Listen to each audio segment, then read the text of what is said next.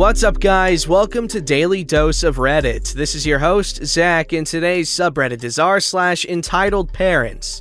This story is called Entitled Karen Wrecks My New PC. I'm back again, mother fathers. So, backstory. I just got a new PC for my birthday as I've been saving up for about 6 months, and my dad gave me half of the money to put towards it. When this happens, I was halfway through building it. Now, on to the cast. Oh, also, I don't like small kids, like, at all. Also, sorry how long it is, I can't do short. Seems you can't do grammar or punctuation either. Just kidding. Here's the cast. There's me, a 15-year-old gamer boy, 6-year-old entitled nephew, 24-year-old entitled stepsister, Dad, Ben, friend 1, Tyler, friend 2. I go downstairs to get some more water because my room was a gosh darn sauna, and this is where the story all starts. Can entitled nephew play in your room? Not now, I am building my new computer. You shouldn't be up in your room hiding, people are up for your birthday. Okay, I see your point, but I told people that were coming up that I would be down later because I have friends up and I was gonna build my PC. Okay, whatever. Yeah, whatever. I go upstairs with my bottle of water and entitled nephew is in my room. I'm kind of angry. Can you get out of my room? No, my mom, British spelling mother father, said I can. Well, it is my room, so can you please leave? Fine. He goes into a huff. You could have let him stay. I don't really trust him around my old PC, never mind my new mid-build PC. I agree. I don't even trust my 14-year-old cousin near mine. We go back to building the PC. Then entitled sister enters. Why did you throw entitled nephew out of your room? Because I am building my new PC and I don't want him to put his sticky hands on my new parts. His hands aren't sticky and he won't ruin any of your parts. I mean, he is like 5. Kids that young, hands are always sticky. Tyler, who even asked you to be here? I did, because they are my friends and are helping me build the PC. Well, entitled nephew can be in this room. No, he can't. It's my room and I put money to the house, so I practically pay for my room. And you can't boss me about because you moved out. So I'm older than you, you'll do what I say. Ben and Tyler start laughing and entitled sister leaves and gets my dad. Let entitled nephew in your room or you'll be on double chores. Okay, but if he breaks anything, she's paying for it. What? No, if he breaks anything, it's your fault. No, it's not. It's your kid, your responsibility. Okay, if he breaks anything, she'll pay. Okay. Entitled sister and dad leave the room and entitled nephew enters. So what are you doing? We are building my new PC. What's a PC? Me starting to get annoyed. It's a computer. Like an Xbox? Yes, but a lot better. Nothing's better than an Xbox. Me, Ben, and Tyler start laughing. That's your opinion. What do you think's better? PC, can you stop asking questions? He was starting to annoy me. I'm bored. I don't care. Tell your mom. No, I don't want to. What do you want me to do? Put the TV on for me. Nah, we're listening to music. Why are you crying? Entitled nephew goes downstairs, gets entitled sister comes upstairs with entitled nephew. Ben and Tyler both wish me luck. Entitled sister starts screaming and shouting. What are you shouting about? I told him he couldn't watch the TV because I only have Netflix and we are listening to music. He's gonna stay in here. Okay. Entitled sister leaves and entitled nephew comes back in. Put the TV on for me. No, and don't go near my PC. At this point, Ben and Tyler are just messing about, not really helping with the PC. Entitled nephew walks to the PC. Wow, why are the colors changing in there? Because they're RGB lighting. What's RBG? It's a type of lighting that can change colors. Ooh! It's cool, yeah? Yeah! Entitled nephew steps on my new RTX 2080, breaking it. What the frick, tech, entitled nephew? I said don't go near my PC or parts! And you freaking broke it! I said this pretty loud. At the same time, the music downstairs and in my room is changing. Entitled sister runs upstairs. Entitled nephew is now crying. Why is entitled nephew crying? He stood on my part and broke it and I shouted at him. Entitled sister tries to hit me as my dad comes in the room. What the frick tech are you doing? He grabs her and throws her and entitled nephew out of the room and asks me what happened and I told him. he was not happy and told entitled sister that she owed me the 1,149 pounds, and she paid up. The end. Okay, yeah, that sucks and everything, but at least she paid for it, okay? Let me know in the comments below anytime you've had a little kid break something very valuable of yours. I remember my little brother spilled his Pediasure all over my PSP, so that was horrible. I haven't talked to him since. This story's called Entitled Mom Insists That the Rules Don't Apply Since She Paid to Attend a LARP. So I've talked a lot about my time LARPing, live action roleplaying. Think improv acting meets D&D if you aren't familiar.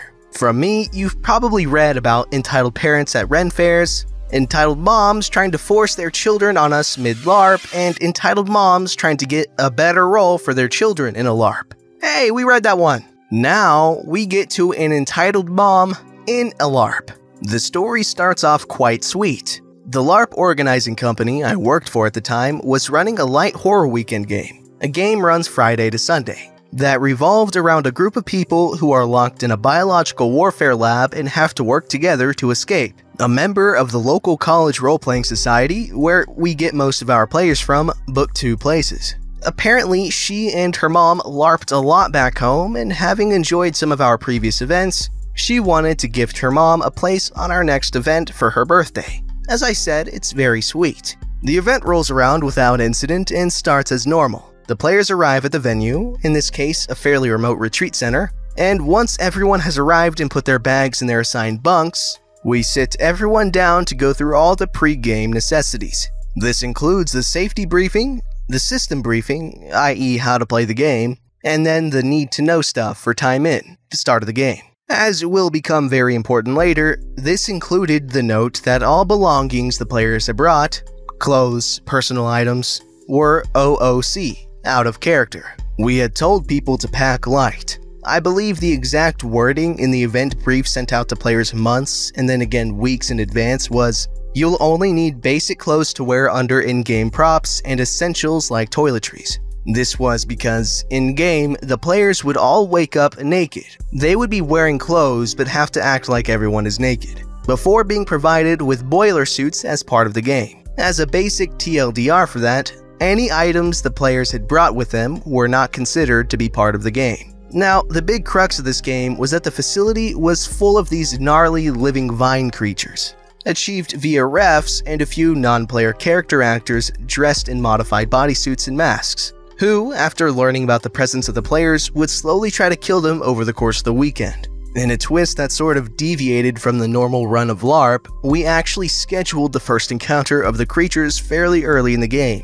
The refs would radio in around 10 PM on Friday night if they had 1 to 2 players fairly isolated, and then we'd have 2 of the monsters basically jump scare them. This would not only introduce the element of "there's something else here," but it would also sow suspicions between the players that saw the creatures and the ones that didn't. So 10:30 Friday night rolls around and I radio in. Our mother-daughter pair, who are playing mother-daughter in-game by request, are all alone in the generator room. I call time freeze on my room, a ref command to pause the game, and have the players close their eyes. I get the monsters hidden and then unfreeze the game. Mother-daughter continue to search until one of the monsters pops out behind the daughter, grabs her, and calls entangle, a monster command specially for this game which held the player in place and didn't allow them to move their arms or anything. The mom screams, runs over, and pulls out a LARP-safe knife, and starts LARP stabbing the monster.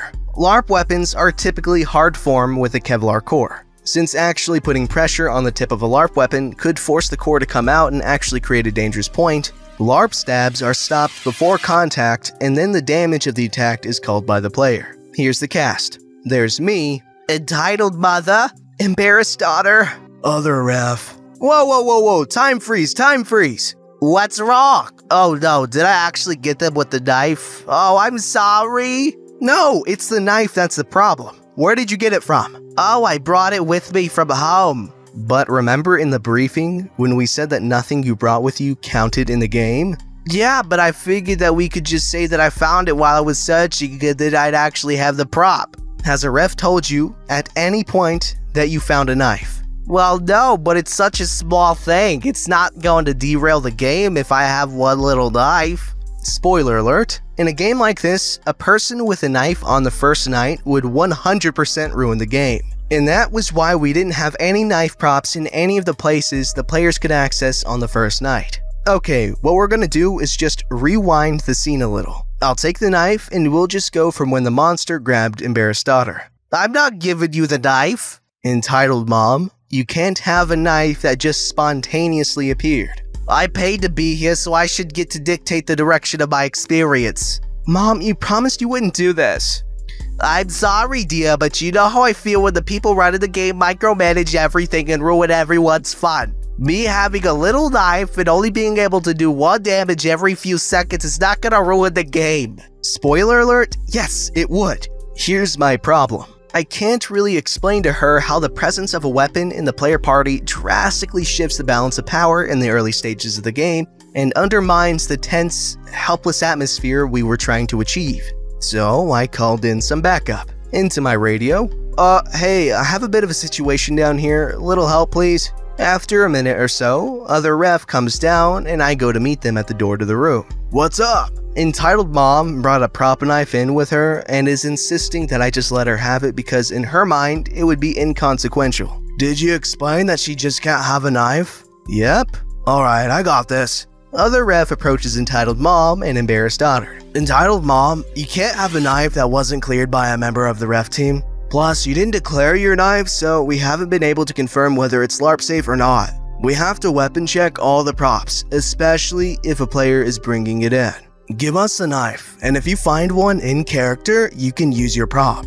No, why don't you people understand? It doesn't matter if my character has a knife, it's such a small thing. It's not like it's going to kill one of these monsters right away or anything. Entitled Mom, your character woke up naked with no possessions, and since then, you haven't found a knife or anything similar. You don't have a knife in character. Now, you could either give us the knife or we take you out of the game. Well then, you'll have to take my daughter out of the game too, because if I go, she goes. No, I want to keep playing. Mom, just give them the knife. You could always come and pick up your daughter on Sunday, or we could have someone drive her home at the end of the game. No, I get to keep the knife or we're both going home. Other ref radios for a game-wide time freeze at this point and calls all the refs down to the generator room. Oh, so now you're ganging up on me? No, I want more witnesses. The other refs arrive. The ref team totals 5, plus 2 non-player character actors. Entitled Mom, you are breaking LARP rules and now you are holding up the game for everyone else.